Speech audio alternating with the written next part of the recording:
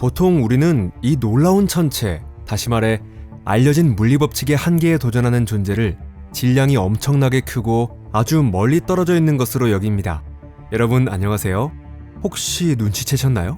네, 지금부터 이야기할 주제는 바로 블랙홀인데요. 그런데 만약 블랙홀이 사실은 우리 바로 곁에 있을지도 모른다고 하면 어떨까요? 도대체 그런 일이 어떻게 가능하다는 걸까요? 애초에 그게 정말 가능한 일일까요? 그리고 만약 실제로 존재한다면 그건 우리에게 얼마나 큰 위험이 될 수 있을까요? 여러분, 여기는 토픽입니다. 이제 저와 함께 그 실체를 하나하나 들여다보시죠. 그럼 시작하겠습니다.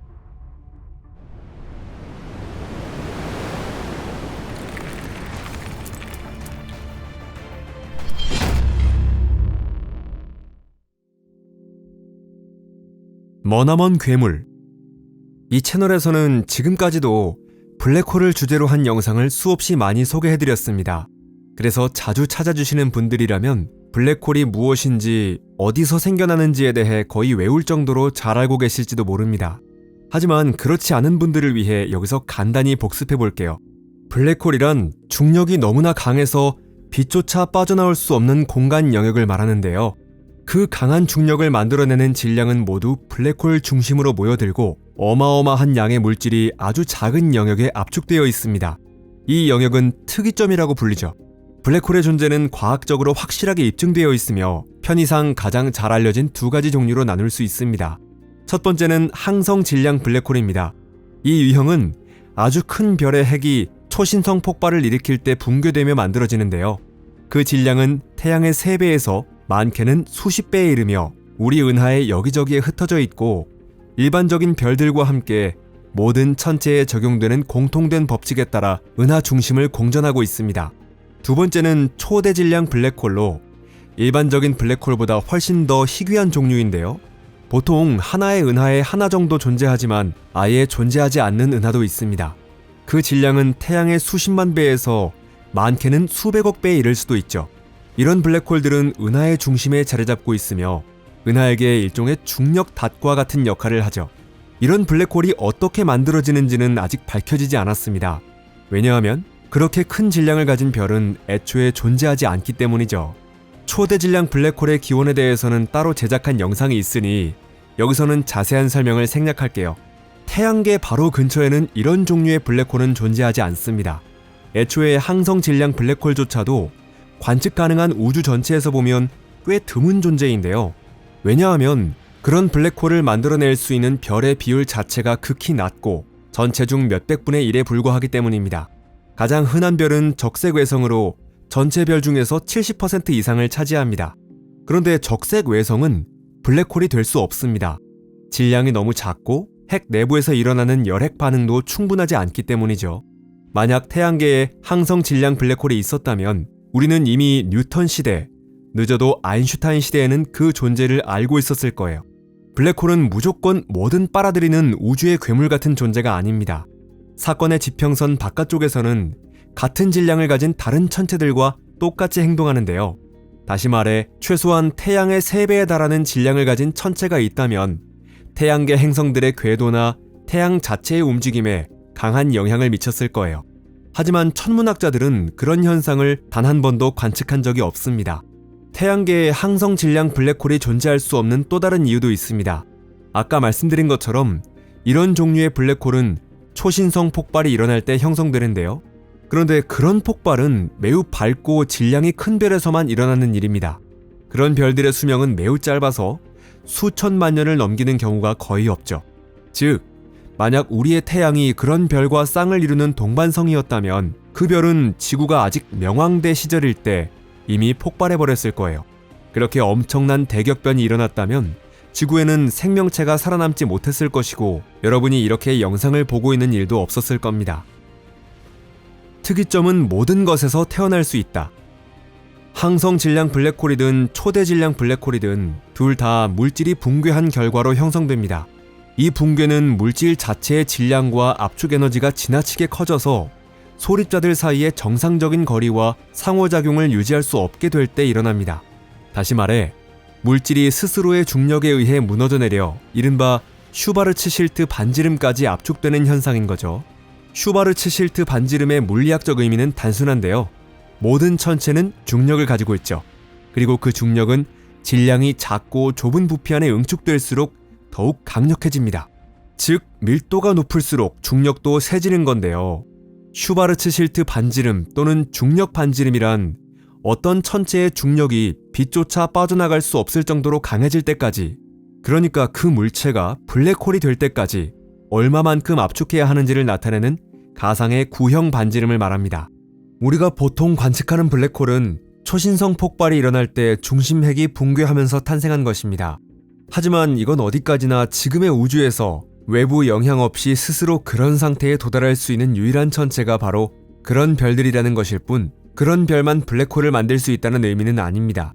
사실 순전히 수학적인 관점에서 보면 어떤 질량을 가진 천체라도 중력 반지름을 계산할 수 있습니다. 예를 들어 지구의 경우 중력 반지름은 9mm도 되지 않는데요. 만약 어떤 힘에 의해 지구가 블루베리만한 크기로 압축된다면 그것은 곧 지구의 질량을 가진 블랙홀이 되는 셈입니다. 물론 앞서 말씀드렸듯이 지금의 우주에서는 그런 일은 불가능하고 그렇게 만들 수 있는 힘도 존재하지 않습니다. 하지만 빅뱅 직후 관측 가능한 우주의 모습이 지금과는 전혀 달랐던 시기에는 상황이 전혀 다를 수 있었죠. 당시 우주는 뜨거운 플라즈마로 가득 찬 고밀도의 바다 같은 상태였고 그 플라즈마가 우주 전체를 거의 균일하게 채우고 있었는데요. 그런 시공간 속에서 양자 요동이 발생하면서 물질 속에 미세한 불균형이 생겨났습니다. 마치 죽을 끓일 때 작은 덩어리가 생기는 것과 비슷한 현상이라고 보면 됩니다. 바로 그 양자 요동이 최초의 천체 씨앗이 형성되는 계기가 되었던 거죠. 그리고 지금 이 순간에도 이와 비슷한 메커니즘을 통해 가스와 먼지의 집합 속에서 새로운 별들이 태어나고 있죠.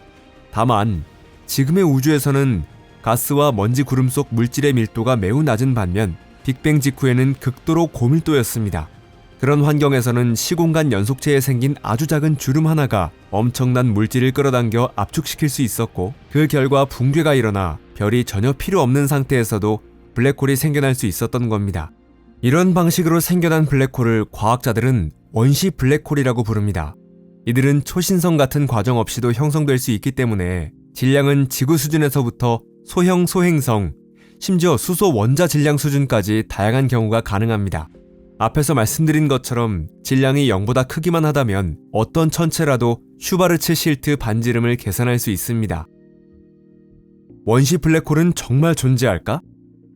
지금까지 보신 것처럼 원시 블랙홀의 존재는 현재의 천체 물리학이나 관측 가능한 우주의 역사에 대한 이해와 전혀 모순되지 않습니다.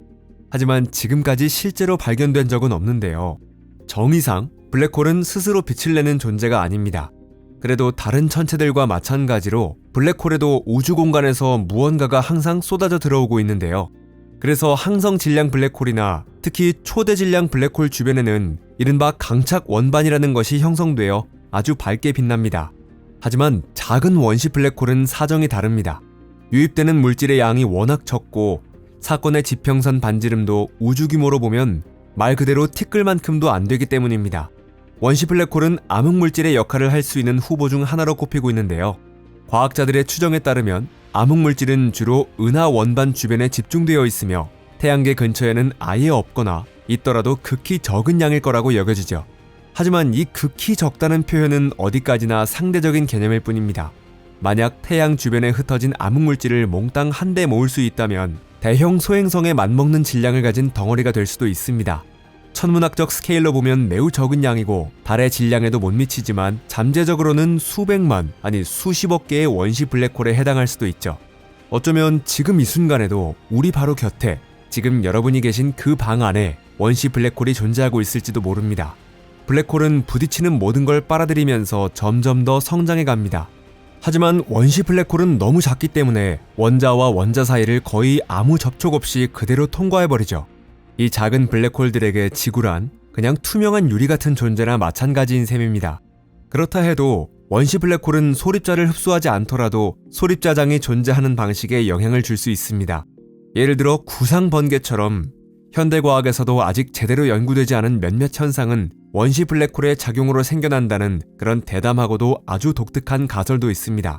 말 그대로 셀 수 없이 많은 블랙홀들이 지금 이 순간 여러분 바로 곁에 존재하고 있을 가능성이 있다는 얘기죠. 하지만 겁낼 필요는 없습니다.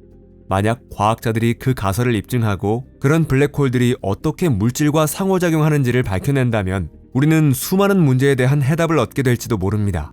그리고 전혀 새로운 기술이나 에너지원까지 손에 넣게 될지도 모릅니다. 만약 이 영상이 흥미로우셨다면 좋아요 버튼 눌러주시고 친구들과도 공유해주세요. 시청해주셔서 감사합니다. 그럼 다음에 또 만나요. 안녕히 계세요.